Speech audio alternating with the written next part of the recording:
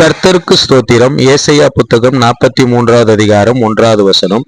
இப்போதும் யாக்கோபே, உன்னை சிருஷ்டித்தவரும் இஸ்ரவேலே, உன்னை உருவாக்கினவரும் ஆகிய கர்த்தர் சொல்லுகிறதாவது, பயப்படாதே, உன்னை மீட்டு கொண்டேன், உன்னை பேர் சொல்லி அழைத்தேன், நீ என்னுடையவன். எனக்கு அருமையானவர்களே, ஏசாயா தீர்க்கதரிசி மூலமாக சொல்லப்பட்ட இந்த வாக்குத்தத்தம் நம்முடைய வாழ்க்கையிலே நிறைவேறுவதாக. நம்மை சிருஷ்டித்தவரும் நம்மை உருவாக்கினவருமாகிய கர்த்தர் நம்மை அழைத்து நம்முடைய பயத்தை நீக்கி நம்மை மீட்டு கொண்டு நம்மை அவருடையவர்களாக மாற்றுவாராக. இப்பொழுதும் இந்த வார்த்தையின் அடிப்படையில செபிக்கலாம். தகப்பனே, ஏசாயா புத்தகம் 43வது அதிகாரம் 1வது வசனத்தின் அடிப்படையில செபிக்கிறோம்.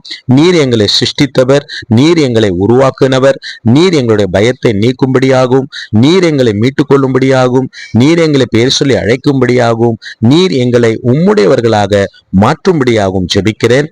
இப்பொழுதும் இந்த வார்த்தையை, ஜெபத்தை கேட்கிற ஒவ்வொருவரையும் நீர் ஆண்டவரே பயத்தை நீக்கி மீட்டு கொண்டு பேர் சொல்லி அழைத்து உம்முடையவர்களாக மாற்றுவீராக.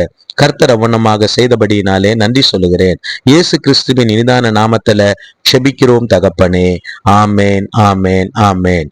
God bless you all. கர்த்தர் உங்கள் எல்லோரையும் ஆசீர்வதிப்பார். ஆமேன்.